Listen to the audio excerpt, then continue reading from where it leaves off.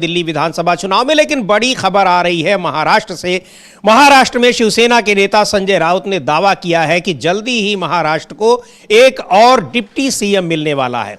और अगर यह खबर सही है संजय राउत की, तो यह साफ तौर पर दिखा रहा है कि महाराष्ट्र में जो महायुति है यानी एनडीए गठबंधन है वो किस तरह से बिखराव के रास्ते पर जाता दिख रहा है। अमलेंदु जी, और क्या खबर है, संजय राउत ने क्या कहा है और किस आधार पर उनको यह लग रहा है कि तीसरा डिप्टी सीएम भी महाराष्ट्र को मिलने वाला है? समीर जी, जो उनका कहना है कि शिवसेना शिंदे से कोई होगा, यानी वो बता रहे हैं कि अब शिवसेना शिंदे में भी टूट जो है वो हो रही है और भारतीय जनता पार्टी अब शिंदे के पार्टी में ही दूसरा शिंदे पैदा कर रही है। यानी उद्धव ठाकरे के साथ जिस तरीके से उद्धव ठाकरे ने विश्वास के साथ एकनाथ शिंदे ने विश्वासघात किया, उसी तरीके से अब एकनाथ शिंदे के पार्टी में एक विश्वासघाती पैदा किया जा रहा है। ये संजय राउत का कहना है। उनका कहना है कि बहुत जल्दी तीसरा उप मुख्यमंत्री महाराष्ट्र को मिलेगा और वो शिवसेना एकनाथ की पार्टी से होगा। अच्छा, तो यानी जिस तरह की आशंकाएं जताई जाती रही हैं लगातार और बिहार में भी जताई जा रही हैं कि जेडीयू में भी तोड़फोड़ की कोशिशों में भारतीय जनता पार्टी लगी है।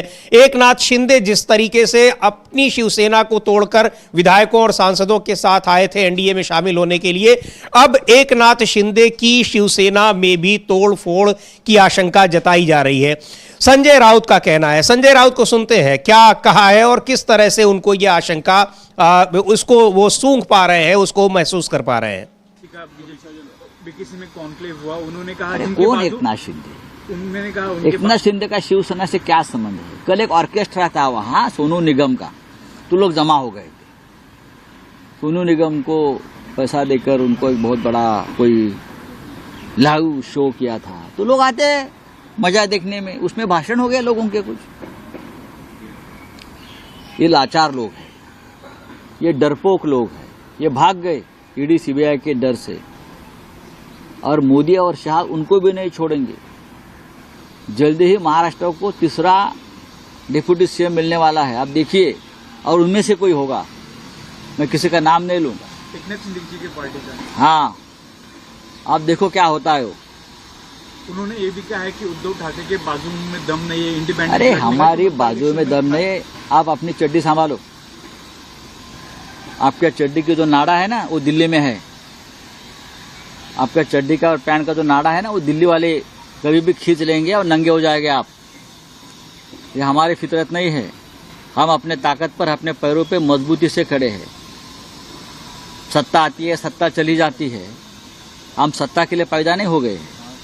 संगठन है हमारा, महाराष्ट्र है हमारा और देश भी हमारा है। आप जैसे लाचार बेईमान लोग आते हैं चले जाते हैं, इतिहास में उनका कोई वजूद नहीं रहता।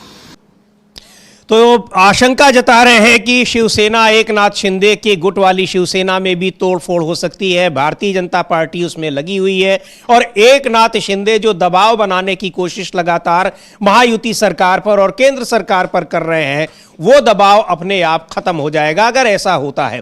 तो ये आशंका जता रहे हैं, लेकिन इसमें कोई ऐसा भी नहीं है कि बहुत आश्चर्यजनक बात हो। जिस तरह से भारतीय जनता पार्टी अपने सहयोगियों के साथ पिछले 10 साल से करती आ रही है, उसको देखते हुए ये कोई बहुत आश्चर्यजनक बात नहीं होगी कि एकनाथ शिंदे की पार्टी एक बार फिर उसमें डिवीजन हो जाए, उसमें विभाजन हो जाए। अमलेंदु जी। जी बिल्कुल समीर जी, और इसकी हम लोग लगातार चर्चा करते रहते हैं। और जो नाम चल रहे हैं उनमें एक तो उदय सामंत का नाम चल रहा है।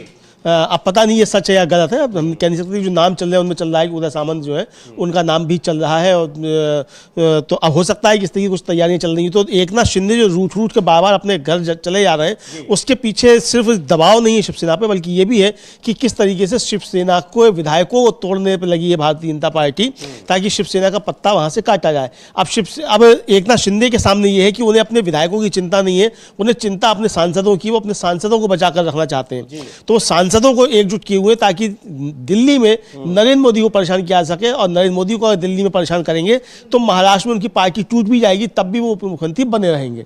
तो पूरी लड़ाई जो है एकनाथ शिंदे की अब ये है कि अपने सांसदों को एकजुट रखा जाए, बीजेपी भले ही उनके विधायकों को तोड़ ले। तो उनका यहाँ मुख्य रूप से यही बात है कि अपने सहयोगी दलों की भारतीय जनता पार्टी को ज्यादा जरूरत राज्यों में नहीं है, उससे ज्यादा जरूरत है उसको केंद्र में, और केंद्र के ऊपर सहयोगी दल लगातार दबाव बना रहे हैं, चाहे वो एकनाथ शिंदे हो, चाहे तेलुगु देशम पार्टी हो, चाहे बिहार की जनता दल यूनाइटेड हो, या फिर लोक जनशक्ति पार्टी हो, या फिर हम हो जिसके पास एक ही सांसद है। लेकिन लगातार दबाव ये बनाया जा रहा है क्योंकि सबको पता है कि जो एक कमजोर कड़ी है वो है केंद्र की सरकार, इसलिए क्योंकि वो पूरी तरह से सहयोगियों के ही समर्थन पर टिकी हुई है। अगर 2 या 3 सहयोगी उससे हाथ खींच लेते हैं तो सरकार धड़ाम से नीचे आ जाएगी, गिर जाएगी, और इसका डर भी केंद्र सरकार को लगा हुआ है, खासकर तब जबकि अब बजट सेशन स्टार्ट होने वाला है। सहयोगी दलों की जिन राज्यों में सरकारें हैं उनका दबाव बढ़ता जा रहा है, तमाम तरह की उनकी डिमांड्स हैं अपने राज्य को लेकर। इसके अलावा बिहार में जिस तरह से विधानसभा चुनाव इसी साल होने हैं उसमें एनडीए के घटक दलों के बीच जिस तरह से एक बिखराव दिखाई पड़ रहा है, आपस में तालमेल में कहीं नहीं दिखाई पड़ रहा है। नीतीश कुमार यात्रा कर रहे हैं, वहां बीपीएससी के छात्र आंदोलन कर रहे हैं, बीपीएससी के छात्रों के आंदोलन को सरकार की सहयोगी पार्टियां ही एक तरह से परोक्ष रूप से और प्रत्यक्ष रूप से बढ़ावा दे रही हैं। इन सब से यह बात साबित हो रही है कि किस तरह से एनडीए के भीतर उथल पुथल चल रही है, और वो सभी जगह, ऐसा नहीं कि केवल बिहार में चुनाव होने वाले हैं तो वहां हो रही है, बिहार के अलावा महाराष्ट्र में भी हो रही है। और एनडीए की जो महत्वपूर्ण घटक दल है तेलुगु देशम पार्टी, वो भी कई मुद्दों पर दबाव बनाए हुए है।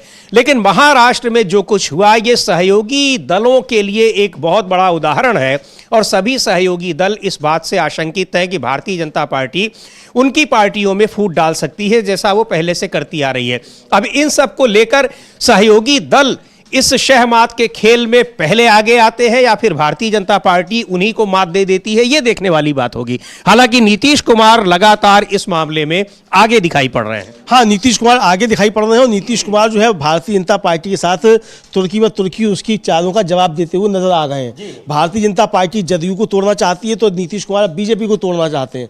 मतलब दोनों एक दूसरे के साथ शहमात का खेल खेल रहे हैं, और उसमें अभी तक नीतीश कुमार जो है वो 20 भारतीय जनता पार्टी से दिखाई पड़ते हैं। अमित शाह के दौरे तो रद्द हो रहे हैं बिहार के, लेकिन सम्राट चौधरी जो उप मुख्यमंत्री हैं उनका कहना है कि प्रधानमंत्री नरेंद्र मोदी दिल्ली बिहार आते रहते हैं।